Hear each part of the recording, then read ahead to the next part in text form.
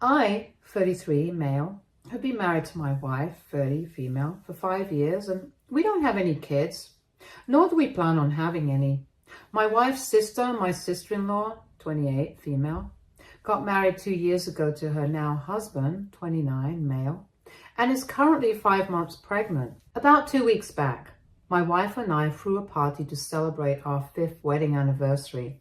We made a big deal out of it and invited our families and a lot of our friends. My wife and my sister-in-law have a lot of common friends since they used to be cheerleaders at school, and their squad has stayed friends ever since. 4 out of these 10 women are married now, including my wife, and I've attended all their weddings, so I know these people and their husbands too. So it's my wife and I, Lily and Pat, Maria, Frank, and Susan and Jake, using fake names for the sake of convenience. I'm on good terms with the other 3 husbands as well, since we often do get to meet whenever our wives want to catch up. The only husband who's never bothered to make an effort to join us or build a friendship with us is our sister-in-law's husband, but we're okay with that. Now, out of these couples, only 2 attended our parties since one of my wife's friends, Susan, was sick at the time. Now, at the party, something really crazy happened, which has led to an insane amount of drama since then. I still don't understand why anyone would pull something like that on purpose. Towards the end, I'd taken the karaoke mic to thank everyone for attending and give a little speech that I prepared, but my sister-in-law grabbed the mic and made an unnecessary and crass joke. I still don't know what the purpose of that prank was, but I'll say that it definitely has backfired on her.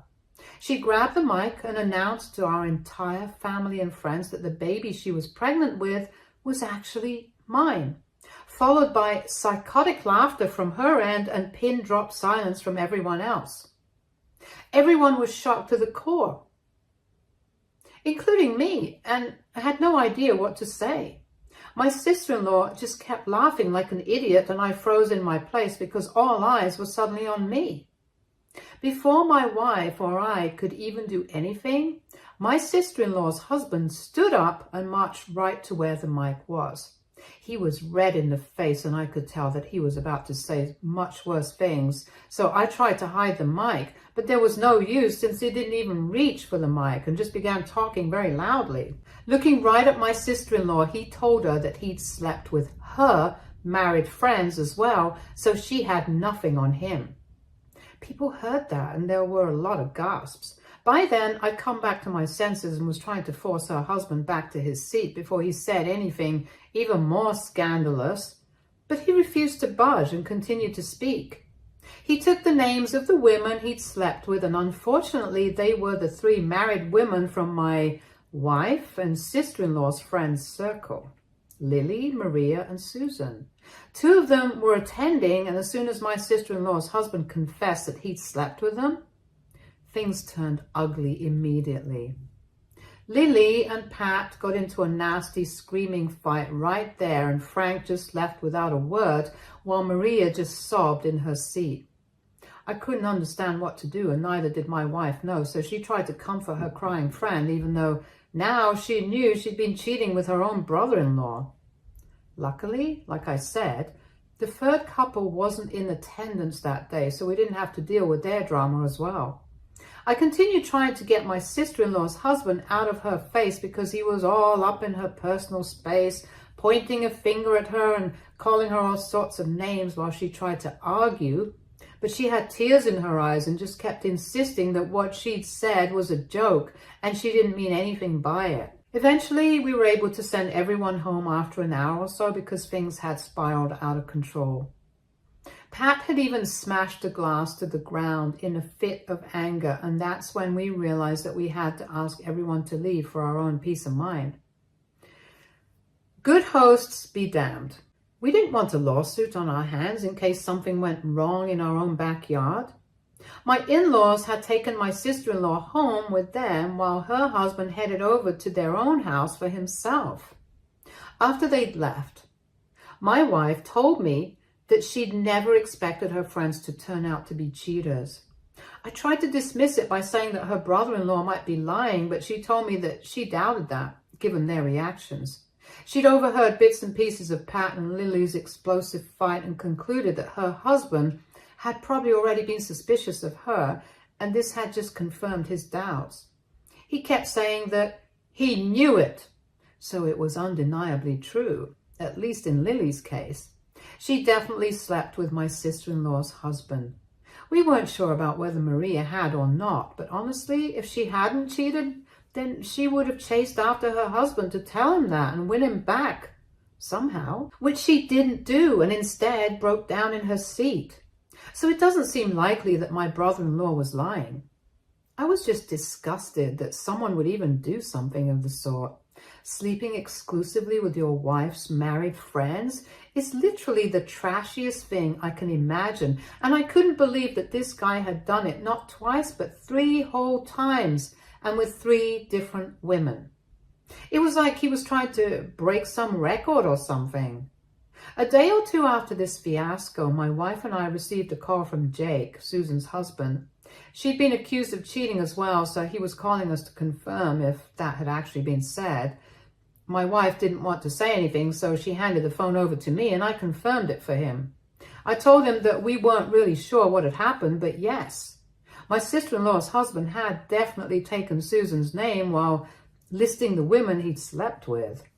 Jake thanked me and disconnected. I had no idea what was to come, and I was just being honest.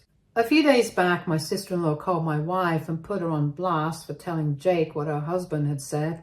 Apparently, they were already dealing with 2 lawsuits from Pat and Frank, who had decided to sue her husband for having an affair with their wives. We can do that in the state we live in, but that thought hadn't even crossed my mind.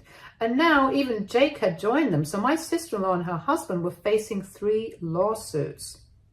The reason I'm saying my sister-in-law and her husband as a couple and not just her husband by himself is because despite everything that's been said and done, they've still chosen to stay together. It's beyond me why she would do such a thing. Even being pregnant is not a good enough reason to stay married to this sorry excuse of a man. But I wasn't going to say anything to her about what she should and shouldn't do. If she wants to stay with a cheater, then that's her call and she's free to do as she pleases. She doesn't have the right to tell us what to do, though. So when she was yelling at my wife for telling Jake the truth, I decided to take the phone from her and told my sister-in-law to watch her tone, to which she warned us to watch our backs, because now we'll be the ones paying for their lawyer, since we're the ones who messed up. I don't see any reason as to why we should pay for anything at all, let alone a lawyer. Her husband cheated with her friends. I don't understand how my wife and I are even involved in this except for the part where this all went down at our party. She was blaming us for telling Jake something that her husband had said, but her husband somehow had no fault, even though he's the one who cheated and the one who bragged about it in front of a bunch of our guests. Now, obviously, my wife and I weren't going to pay for a thing. But then yesterday, my in-laws called me up and told me that I owe them this since I definitely meddled and told Jake what had been said at the party. First of all, I didn't meddle. Jake already knew what had been said and he was calling us only to confirm it. If I hadn't told him, somebody else might have and the outcome would have remained the same. Secondly, I don't understand why my wife and I are being dragged into this mess time and again on purpose. We didn't create this mess. And neither did we tell Jake, Pat, or Frank to sue my sister-in-law's husband.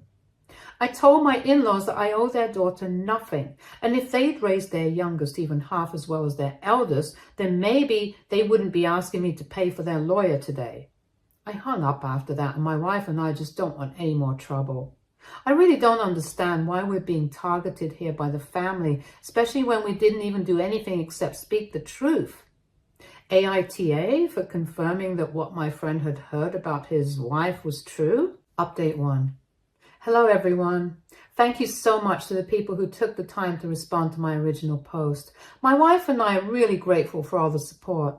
It's been 3 days since we posted and we have blocked my sister-in-law and her husband because they keep bothering us. I don't know what they want us to do. We're obviously not paying for the lawyer or whatever else it is that they want the money for. They dug this grave for themselves and now they have to lie in it. We want no part in this, and I think we've made it sufficiently clear. My wife and her single friends have also unfollowed and removed Lily, Maria, and Susan from all their socials because it's hard to look at them the same way now that everyone knows that they're cheaters. It's just disgusting that they've been cheating on their husbands with their friends, my sister-in-law's husband, and had even successfully hidden it for so long. My sister-in-law is no angel either, since she's the one who started it all with her stupid little prank. I've tried to understand why she'd do such a thing, or why either of them would say the things they said at the party, and have failed to understand their motive behind it. I think they're just attention seekers, and they were doing just that at the party, seeking attention. My sister-in-law and I have never been close, and nor have I been particularly good friends with her husband, so I don't feel sorry for them either. My wife had been kind of upset because she'd had to cut off her sister and several friends after the fiasco at the party, but she knew that it was the right thing to do. I just hope she feels better soon and we don't have to hear from these people again. Update 2.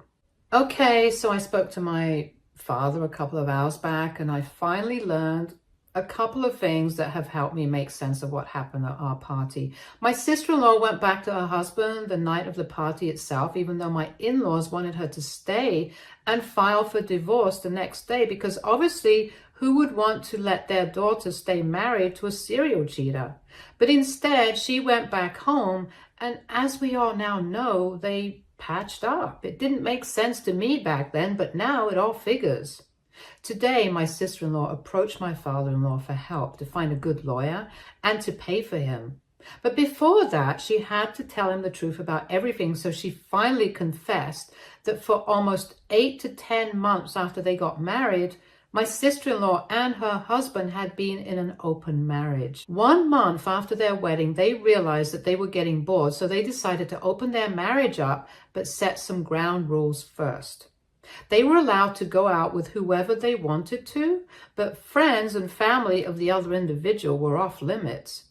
Her husband had stayed true to the latter and tried anything funny with my wife, probably because he knew that she wouldn't fall for it anyway, but he flouted the rule about friends and didn't tell his wife about it. Neither did her friends ever mention it either, and life went on. Then, after 10 months, they decided that they were done fooling around and having fun with other people, and that it was time to get serious about each other. So they stopped hooking up with people outside of their marriage and decided to start trying for a baby, and were successful after a while. A few days before our anniversary party, my sister-in-law found out that her husband had hooked up with Lily behind her back and had broken one of the rules of their open marriage arrangement. Lily had been texting him relentlessly after they slept together and had become almost obsessed with him. She was trying to get him to run away with her and abandon his child and my sister-in-law, which obviously pissed her off. She didn't say anything to Lily, but did confront her husband about it, and they'd been fighting over it even on the day of our anniversary party. She'd seen Lily speaking to her husband at the party, and out of sheer jealousy and spite, she decided to get back at her husband with that stupid prank of hers. Her husband got equally pissed off and then decided to announce which else of his wife's friends he'd slept with, and that's eventually what landed them both in a crapload of trouble. After my father-in-law was done explaining, he apologized to me because my mother-in-law had been asking us to help them pay for a lawyer. Clearly, this wasn't our fault, and they'd brought this onto themselves. All I can say is this is a seriously messed up situation.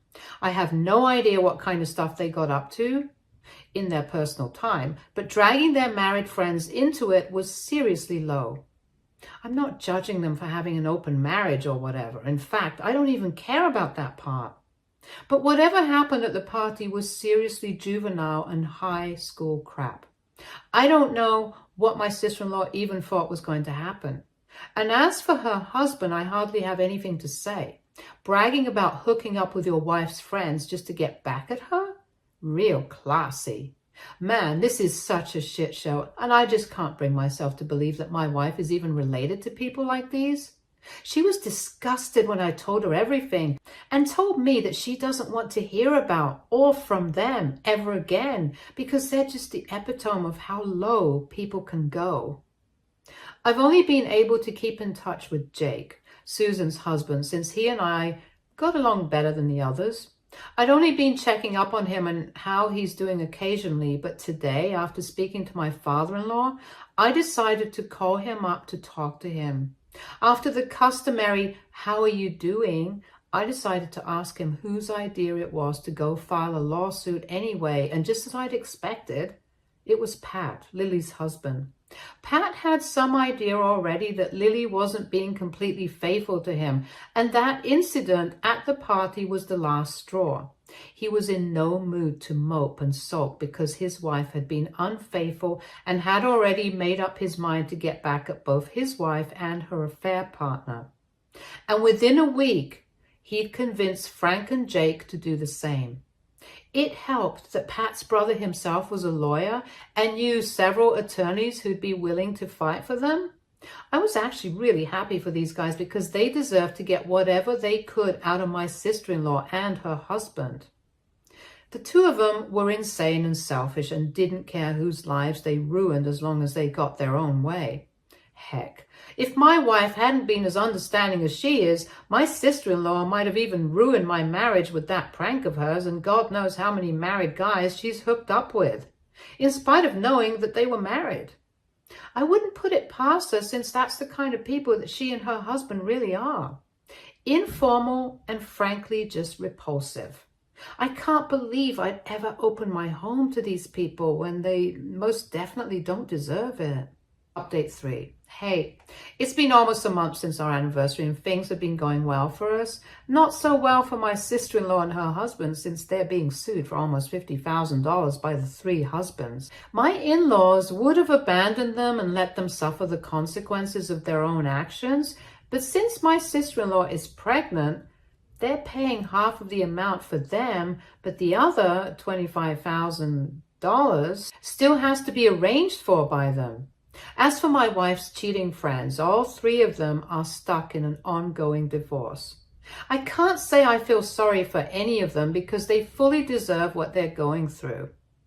I thought that after severing ties with my sister-in-law, my wife and I wouldn't have to hear about her anymore. But a few days ago, my mother-in-law called me while panicking and told me that my sister-in-law and her husband had decided that they couldn't afford to raise a child anymore and were going to give the baby up for adoption once she gave birth. I think it's a good thing because I don't think they're worthy of having kids either, and whatever home the child goes to, it'll still be better than having to live with parents like these. However, my in-laws don't want to lose their grandchild and were quite desperate, so they even offered to pay off the entire $50,000 only if she didn't put the child up for adoption. But I guess she's just not interested anymore. She says she's thought about how it'd feel to be a mother and she's bored already and doesn't think that motherhood is the right choice for her. It's appalling that a human being can be this callous and stupid. But I'm not even surprised at this point. She and her husband are just despicable people and don't deserve to have kids. So I thought it was a good decision for her to give the poor child up. But my mother-in-law ended up asking my wife and me to adopt the child instead so that they could at least be able to keep it within the family itself. I wasn't comfortable with the idea at first, but my wife and I have been thinking about it, and it's not a bad idea at all. The only reason my wife and I haven't had kids and didn't plan on having any either in the future was because of the initial few years of our marriage where my wife really wanted to be a mother, and I wanted a baby as well. But unfortunately, we learned that both of us were struggling with fertility issues. It caused us a lot of pain at the time, so we decided not to speak or even think of kids after that experience, and that's the way it's been ever since. I won't lie, I have often thought about how different things would have been had we actually had a child of our own, and I used to feel really hollow whenever I'd see my coworkers and friends playing with their kids or hear them talking about their kids' milestones, because I'd probably never get to experience that myself. And I guess my wife would feel the same way as well. We've discussed it at length, and we really do think it's not that bad of an idea, since my wife and I still don't think it's too late for us to have the kids and the life that we'd always envisioned for ourselves. I think I'm probably going to say yes and contact the lawyer soon to arrange for the legal paperwork. Update 4. It's been a couple of months since my last update, and I've been very, very busy for the past 8 months or so, because now my wife and I have a little baby boy to take care of. We went through with the adoption, and while my sister-in-law and her husband resisted at first, when she learned that we were the couple willing to adopt her baby, my in-laws were very blunt with her and told her that she'd ruined her own life, but they weren't going to let her ruin her own kid's life as well. It took a bit of convincing, but my in-laws were able to wear them down, and they finally agreed to let us adopt their son a week before the due date. We're done with all the legal formalities now, fortunately, and my wife and I have even switched to working from home so that we can spend as much time as we can with our little bundle of joy. It's really strange, because while my brain knows he's not biologically ours, my heart says that he is. He's the son who was always meant to be mine, and my wife feels the same way. He even looks a lot like my wife, but that's not surprising at all, since he is, after all, her sister's son. So the genes will definitely start showing eventually. And their family definitely has some really strong genes, because even my wife bears an uncanny resemblance to her dad. I'm going off topic now, but I can't help it. I just love my son so damn much. In a way, I'm now really glad that that whole fiasco took place at our anniversary party, because otherwise, I might never have been able to have my son with me. The husbands are all successfully divorced now and have walked away with a crap load of money from both their divorce settlements and also their claim from the lawsuits against my sister-in-law's husband. Good for them. They deserve this. I've only kept in touch with Jake, but I wish nothing but the best for the other 2 guys as well. They've all gone through hell, and I just count myself really lucky that I have a loving and loyal wife, and now a wonderful little baby boy as well. So really, what else does a man need? I'm content with the life I have now, and I truly do feel blessed. Stay tuned for more stories from Our Girl Relationships.